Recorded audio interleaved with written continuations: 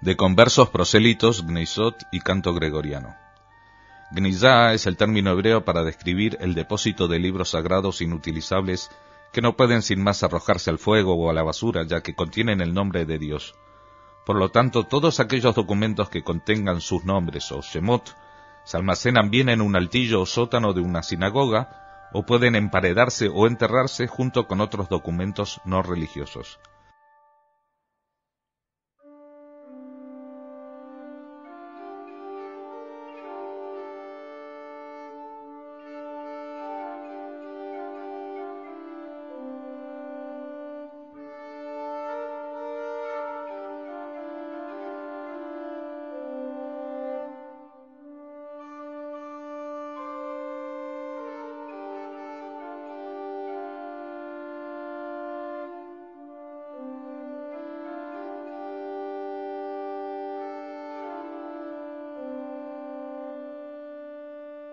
La Gnizá más importante descubierta hasta la fecha por los tesoros que encierra es sin duda la de la sinagoga de Fustat, el Cairo, construida en 882 y que lleva el nombre del ilustre Abraham ibn Ezra, científico, teólogo, poeta y viajero nacido en Tudela o Toledo, no se sabe muy bien, en 1089 y muerto quizás en Calahorra en 1160 o 1167. Pasaron siglos hasta que en 1753 el poeta, editor de libros y viajero alemán Simon von Geldern fuera el primer testigo moderno de dicha Gnizá, como afirma en su libro de 1773, Los israelitas del monte Horeb. Aunque en realidad no llegó a examinar sus contenidos por la superstición de que una maldición caería sobre quien tocara las sagradas páginas allí contenidas. Un siglo más tarde, en 1864, el notario de la comunidad Ashkenazí de Jerusalén, Yaakov Safir, volvió a visitar el sitio, pero tampoco se atrevió a revisarlo. Pese a la maldición, algunas de las páginas fueron robadas y vendidas a anticuarios europeos. A finales del siglo XIX, Abraham Firkovich y Albert Harkavi consiguieron algunas de ellas en Rusia. Pero la historia cambió en 1896, cuando dos cristianos trajeron al profesor de Talmud y literatura rabínica de la Universidad de Cambridge, Salomón Schechter, algunas de dichas hojas. Pudo reconocer en ellas el original hebreo del Eclesiastes de Ben Shira, libro bíblico del que hasta entonces solo existía la traducción cristiana al griego, pero ningún original en hebreo. Schechter dirigió una expedición al Cairo, consiguiendo sacar miles de páginas de la Gnizá, que se preservaron gracias a la oscuridad y sequedad del ámbito donde se conservaron, y se las llevó a Cambridge. A principios de los años 60, Norman Gold, que entonces era profesor de Historia y Civilización Judía en el Instituto Ludwig Rosenberger, formó parte de la comitiva que viajó al Cairo para devolver los documentos medievales alojados desde finales del siglo XIX en Cambridge. Mientras revisaba en 1965 el material a devolver con lupa y luz ultravioleta, descubrió la que sería la primera pieza musical en hebreo con notación musical de la historia, que se encontraba dentro del catálogo de obras adquiridas por el Seminario Teológico Judío de América, y reconoció la caligrafía de quien firmaba en hebreo escrito por su propia mano. Reconoció esa caligrafía como la de Obadia el Proselito. ¿Quién fue este singular personaje histórico?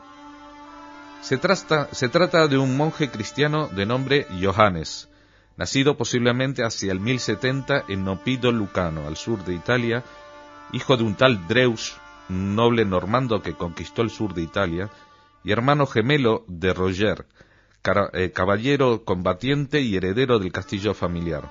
Como sucedía muchas veces entonces, los hijos de los nobles, el primogénito era un luchador, un caballero, y el segundo iba a la iglesia.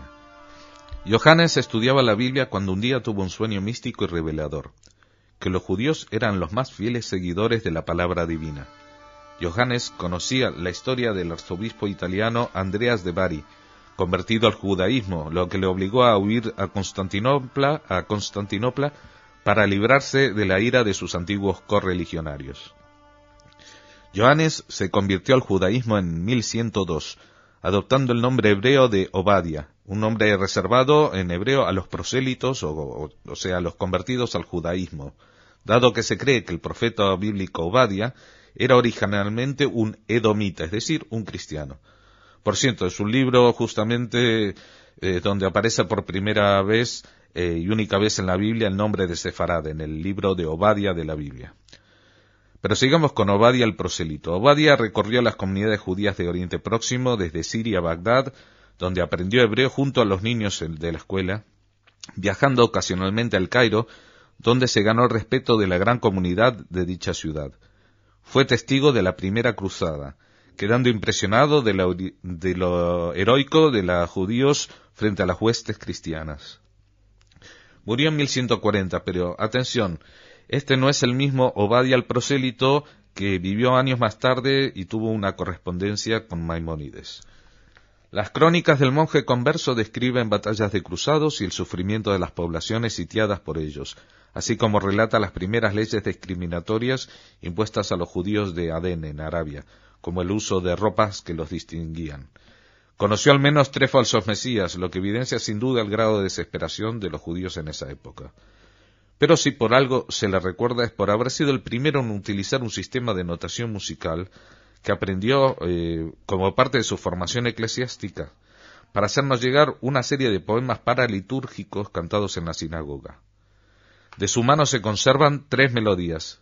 La primera, Mi al-Ar Joreb, también conocida como Elogio de Moisés. En este caso la oiremos del CD Canciones de Sefarad, que han grabado Judith y Tamar y Ilana Cohen para el sello Pneuma. Mi al-Har Joreb ha'amidi Rinyan kashav imori madi Kemoshe Gedri man khili ve'al beri kemoshe miri sagalai khanunum rachem rachash ve'al haratanahem kemoshe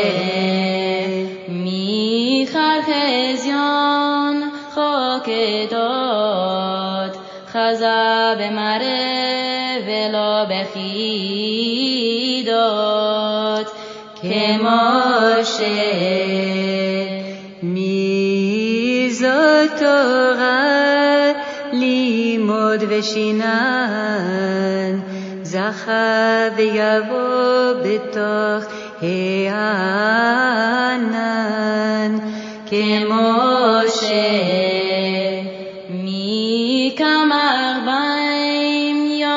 شمایم کویم بلا لخم بلا مایم که ماشه.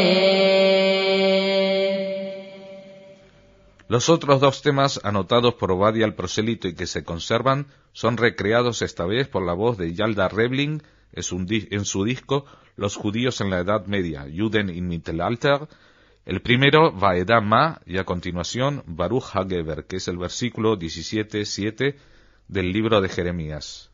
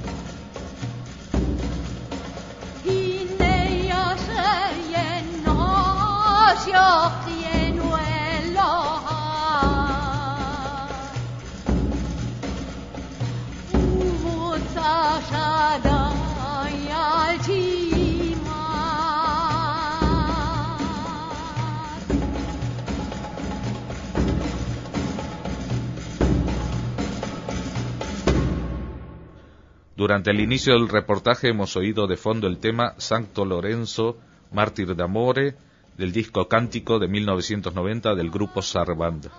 Desde Radio Sefarad se despide hasta un próximo programa, Jorge Rosenblum.